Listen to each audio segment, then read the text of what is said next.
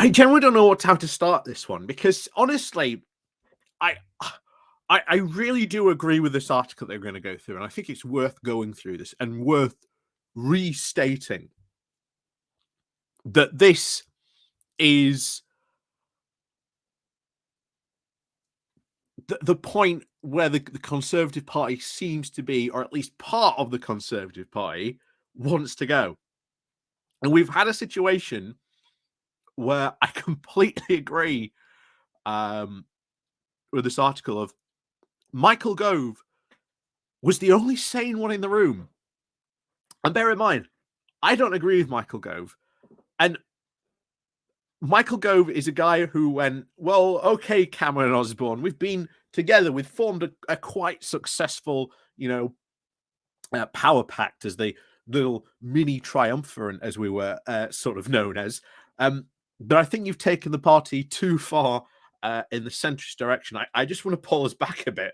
And what does he end up going to? He goes to the National Conservative Conference, which, as we've seen this week, has been full of complete whack jobs and so much stuff.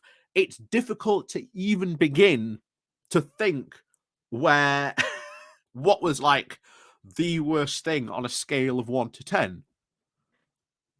But here we are with a bizarre situation where Michael Gove was the moderate in the room.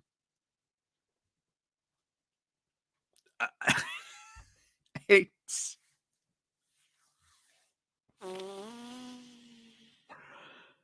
where do you go? Honestly, where do you go from this? It's absolutely insane and crazy, but this is the direction the Tories want to go, or at least part. Again, not all the Tory party, part of the Tory party wants to go. So I've been saying it very a lot more recently that they are headed into a civil war, and it is going to be.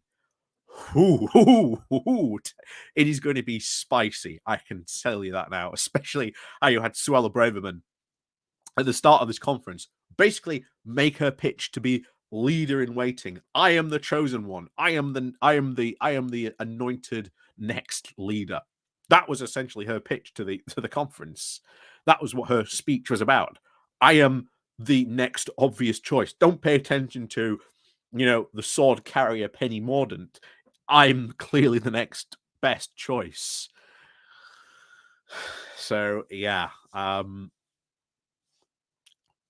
weird times indeed, considering that you had an MP, I think it was what was his name? Daniel Koretsky, or something like that. He was it was a Tory MP in 2020 who went to speak at the same conference in Italy and got absolutely reprimanded for going and speaking amongst all those other right-wing figures. Here, they're all queuing up. They're all lining up. Please let me speak. Let me have my time in the limelight. But anyway, I'm going to go diving into this because I think it's well worth going over Gove's section here, because it just goes to show you the complete wacko nonsense that has come out of this conference. To be honest, lots of people, even myself, been sifting through the Twitter, their Twitter profile and sort of waiting for the YouTube videos to drop from some of this stuff. But oh my, it's difficult. It's difficult to think where to begin. It really is. But like I say, please do remember to click on the like, share, and subscribe button. And of course, down below, there are links to my Patreon page and a one-off link called Buy Me Coffee, where you can buy me coffee. And of course, as always, thank you very much to all those sort of who do help and support the channel that way. Like I say, again, links down below. So let's have a look at this. This is comes from The Guardian with the title of Michael Gove leaves everyone feeling that they've been Nat conned. You might wonder why a cabinet minister is doing a National Conservative conference, a group of conspiracy theorists and populist weirdos that already assumes the Conservatives have failed and are fighting for the soul of the party in opposition. that most Tory MPs need to be deselected in favour of candidates with a purer conservative thoughts.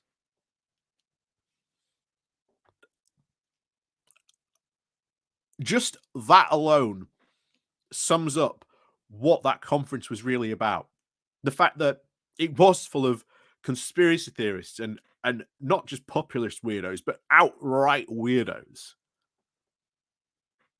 I mean, we had someone who called for an outright abortion ban um, in the UK because it was an attack on the family.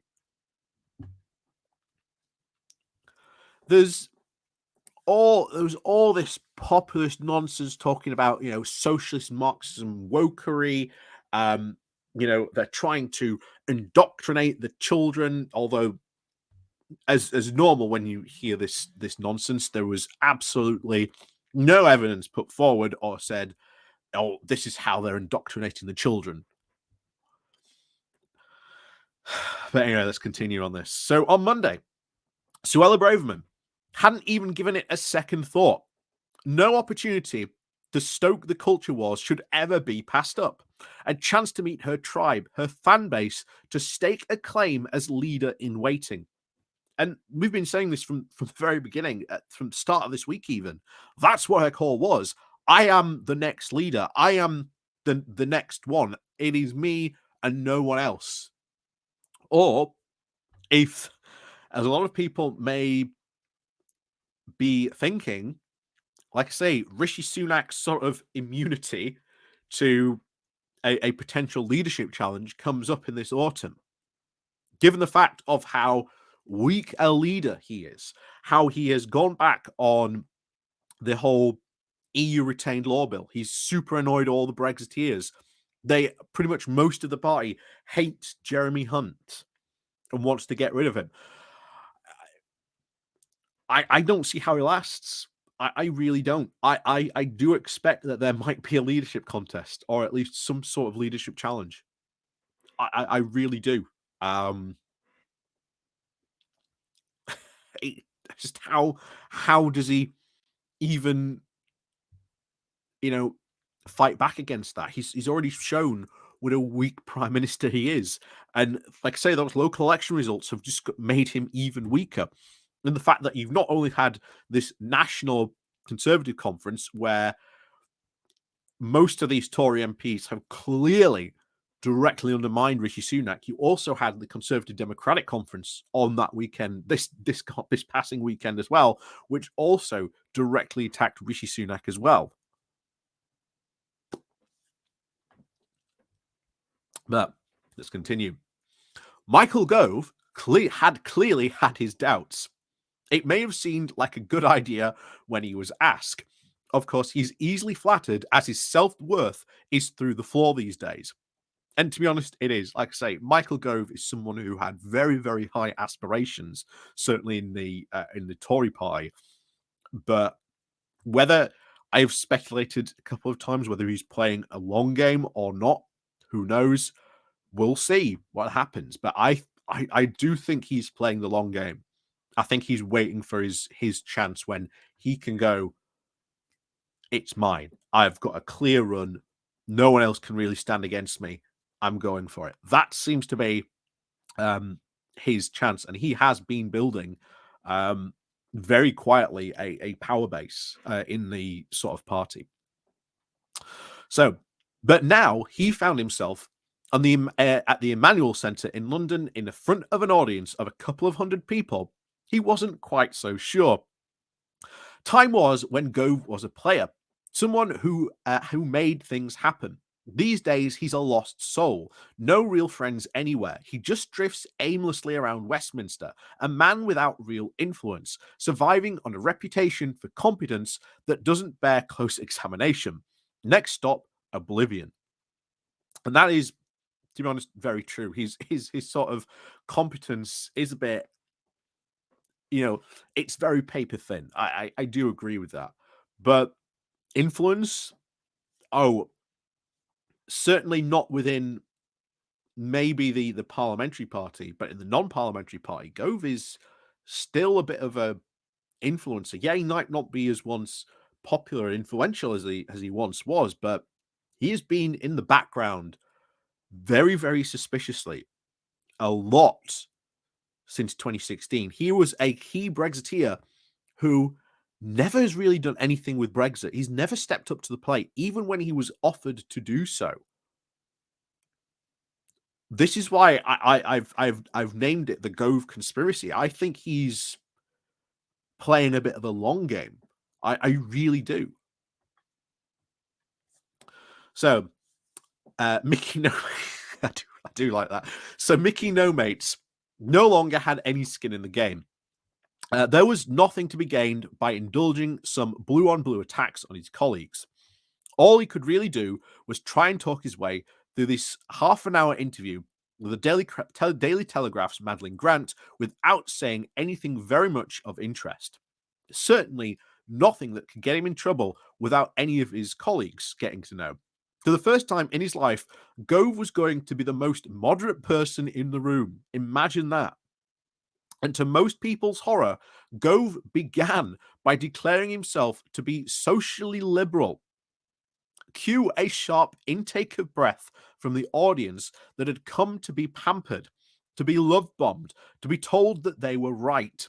It was almost as if he had gone out of his way to deliberately troll the Nat Cons. And I have to say, if you have seen that moment in the interview, you can hear the audible gasp from the audience. And I tell you this now, it is not very often that you generally hear an audible gasp from an audience, because it was like, when he said that, and it was, yeah, it's something to behold. An impression that was now heightened when he delightfully pointed out that being in power, running a government, was a wee bit more complicated than just yelling and having yelling mad fits from the sidelines. The Housing and Levelling Up Secretary then calmed down and assumed cruise control, manning the Valium into his nervous systems of all concerned. It was a perfectly normal for the Archbishop of Canterbury to think that Conservative policy was immoral. This didn't go down well. And of course, the NatCon's core belief is that God is a conservative. It was a sign that the party was in robust health that there were so many people fighting like rats in the sack in the government, and it was failing to meet almost all its policies objectives. But he didn't want the NatCons to worry that their pretty little heads about anything so mundane as running a country. They could just chill out a bit and play at right-wing politics for their own amusement. Grant then did try to play devil's advocate to try and liven things up, but the Ghostster refused to play ball. Everything was wonderful. The government was wonderful. He had performed heroically over the past 13 years, constantly reinventing himself to the delight of a lucky electorate. Rishi Sunak was a wonderful. Boris Johnson was wonderful. Braverman was wonderful. Every Tory MP was wonderful. And I have to say, if this is again, this is what sort of fills me as part of the thing that Gove is lurking in the background, because Gove is still a bit of a big political beast. He's sort of a tiger still in the party that has disappeared. And I'll tell you this now: if you were a lion tamer and you had 12 tigers in front of you, and then you blink for a second, and then it's now got only 11 tigers in front of you, you should probably be worried about where that tiger's gone. Because like I say, I maintain Gove is playing, I think, a long game in politics. I think he has been doing a lot of stuff in the background, building a power base. Like I say, why did he throw his weight behind someone like Kimmy Badenoch? You know, if Gove has no power, why did he back Kimmy Badenoch to get her in there, use all his political influence to sort of back her, and get pretty much to what the final four, That's quite a big achievement.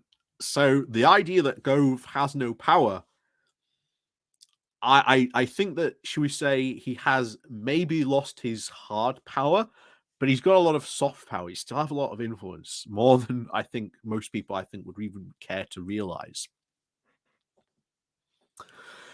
And of course, the Nat Cons were simply adorable too. So sweet with their darling populist fantasies. He said, "We conservatives don't polarize the world into the woke or unwoke." He said, yeah, a bad misjudgment, because the Natcons live for the culture wars. They've no idea how to run an economy. Their explanation for Liz Truss wrecking the economy is that she didn't get the chance to wreck it even more. So the only battles that they think they can win are the culture wars. So moving on, Mikey No Mates did have one confession to make. It was really hard to get on the property ladder. Yeah, everyone knows that. And bear in mind, something he's pretty much responsible, although he's not the housing minister. Oh no, sorry, no, technically that is part of his sort of remit, but yeah. Um, insight after insight, pearl after pearl. Only this was the housing secretary as good as admitting he had failed.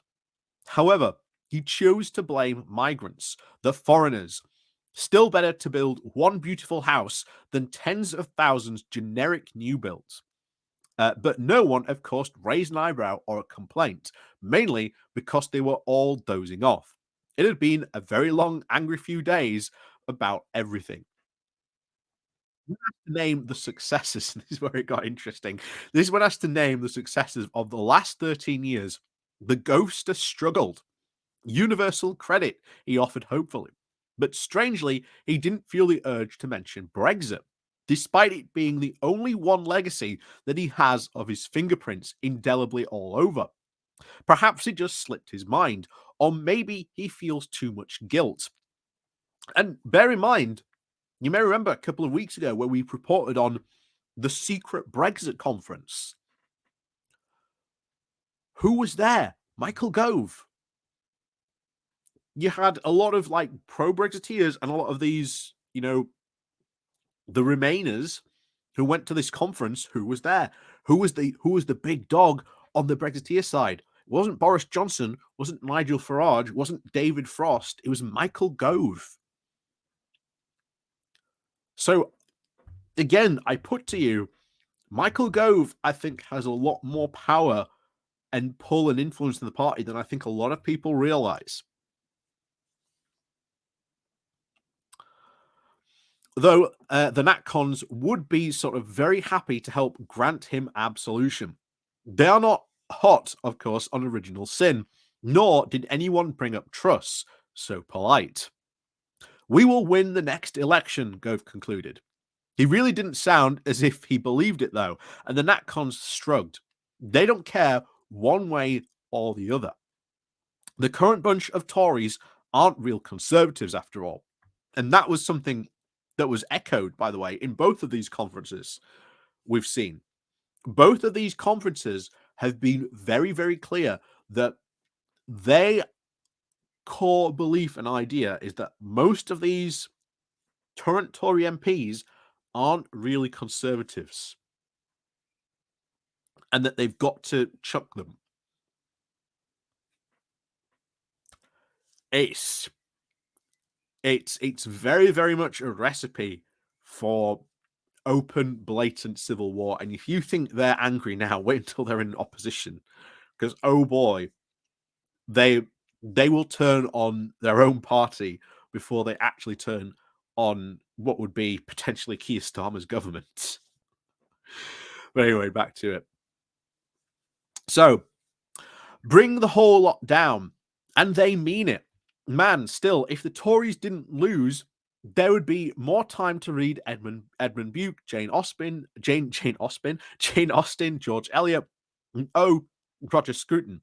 And of course, the mention of a Scruton drew Clove's only round of applause from those who hadn't been bored to death. There had been a more traditional NatCon nonsense earlier in that day, starting with a speech from the American right wing populist Kevin Roberts that referenced Donald Trump, Viktor Orban, and the anti Semitic globalist tropes, and of course, finishing with the UK academic Matthew Godwin, who insists he has been cancelled despite being invited to speak on almost every media platform. For Godwin, we had reached the end of days. The Tory party was past its sell by dates. We were being governed by a liberal, university educated elite, much like Godwin. Matty also doesn't seem to have asked himself how all this all powerful elite had let Brexit happen. Maybe they were all just busy doing all powerful. They just took their eye off the ball. Also, he never really asked why the media are dominated by right wing populist platforms. Still, he went down a storm. And of course, he does take himself very seriously, which is all that matters to the Nat Cons because they feel this is their time. With the oppressed minority of two cabinet ministers, Jacob Rees-Mogg and several lords, all went off to plan the revolution. And that's how it feels. I agree. Uh, there is there are probably plots taking place. I can guarantee you, everyone is scheming. How can we best bring Rishi Sunak down, but remain in power long enough to get what we want done? Because if you take Rishi Sunak down in the autumn and you want to go as quickly as possible, you've then got potentially a 3-month gap. So that could potentially take you into February, March, maybe, depending, of course, how quickly they take down Sunak. And then you've got to announce a general election. Now, if you want, you could go, oh, well, we're going to do it in November. So that at least you've got the rest of the year. And then this is when you push your crazy agenda through as much as possible as you can before you get to that. But will they or will they not? We don't know. Like I say, one of the big things that certainly came away from this was the fact that there was no policy. There was absolutely no policy talked about on this. Oh yeah, we've got this, but it wasn't really anything new. Wasn't really anything, quote exciting. There was nothing there except sound and fury. But even then, we should be worried because obviously, eventually, if these types of people get into power, get into things, they then go, we want to do this. And the civil servants are like, well, what do we do? And I have to say this, Michael Gove being the sane one in the room says a lot about the current direction of a certain part of the Tory party that thinks that this whole culture war stuff, this NatCon stuff, is the way to go. Yeah, I've said it before and I'll say it again. They're heading towards a civil war. It is absolutely unavoidable. It is destined. It is now pre-programmed into the party. But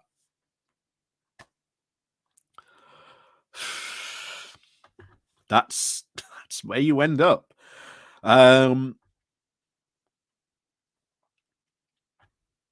That's what happens when you let this lunacy into your party. And bear in mind, this is what happened to sort of the Republicans under Obama. They saw the Tea Party movement and thought, gee, these Tea Party people seem really nice and friendly. And then you get the current Republican Party.